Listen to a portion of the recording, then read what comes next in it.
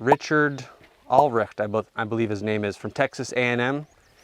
He conducted a study where patients that had surgery were placed in one of two rooms. One room was staring at a brick wall, and another room was staring at a window with greenery through it. The people that were looking at greenery recovered much quicker and much better. So something about being in nature just drastically lowers our heart rate. It kind of brings us back to our baseline, and that's really helpful and needed. If you've never read it, I highly recommend a book called Last Child in the Woods. Today we're going to be working on improving our search image. And what a search image is it's a folder in our brains that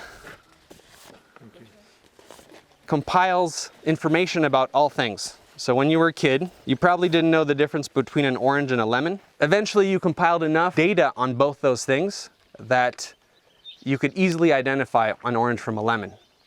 And so when we look at plants with the naked eye, when we're starting out, it's kind of overwhelming. It's like a jungle of green. How do we differentiate miner's lettuce from something else? But that just means we need to spend more time with it, which is what we're going to do today. And eventually you'll be able to recognize it. Just you're walking down the trail and you'll just be able to go boo, boo, boo, boo, boo. And here's proof. So we're going to do this test together. We're going to name these brands first without looking at the answers at the bottom. And then we're going to name the plants and we're going to see who's better at what. Name these brands. Number 1, what is that? Twitter. Number 2. Facebook. This is a little outdated. What's number 3? MySpace. What's number 4? Nike. Apple. McDonald's. Mercedes. Lacoste. Awesome.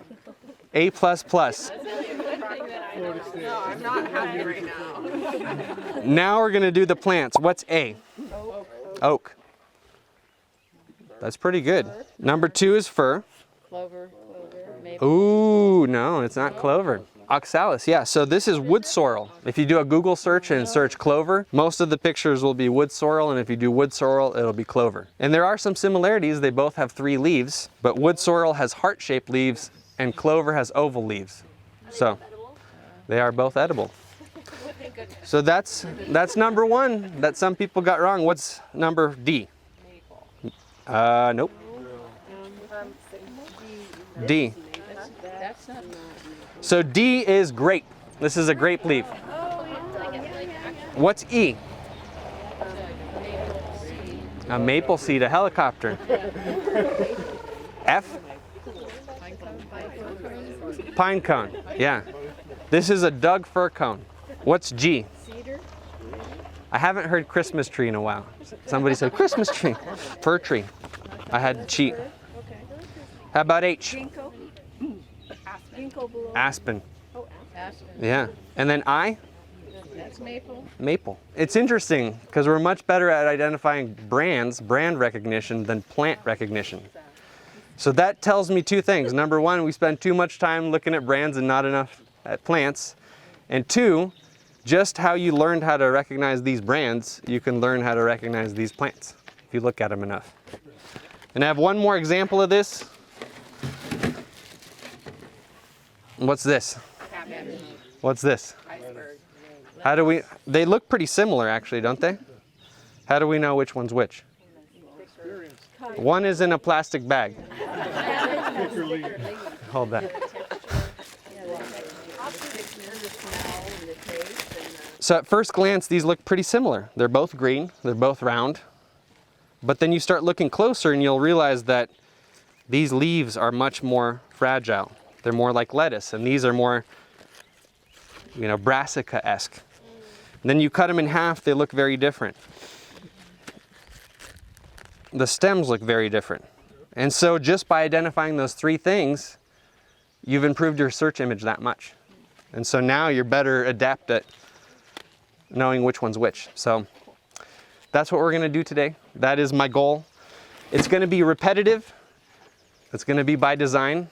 I'm going to keep asking you, what does this plant look like? What does this plant look like? We're going to drill it into your heads. And my goal is that everybody walks away with 5 plants. 5 new plants. We're going to under-promise and over-deliver, hopefully. When I did this hike last week, I found 36 plants that I would eat. So that's a lot.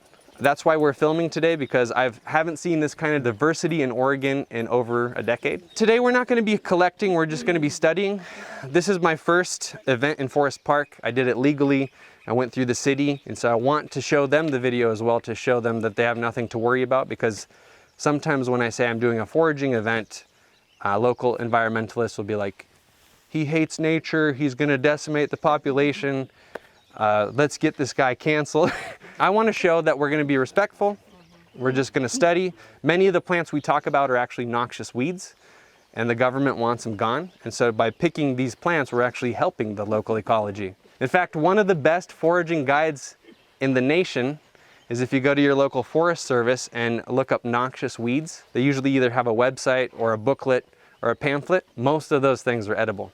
The thistles, the mustards, all of those things are good eating. So let's not dilly-dally. We're gonna head that way first. We're gonna move slow and steady together. We're gonna be a family, we're gonna get close, so help each other out. The trail gets narrow at times. If you see somebody slipping, grab their hand. Say, I got you, brother. Let's just take a sip of water. I'm gonna lock the van and then we'll just head. Sound good? Let's do it.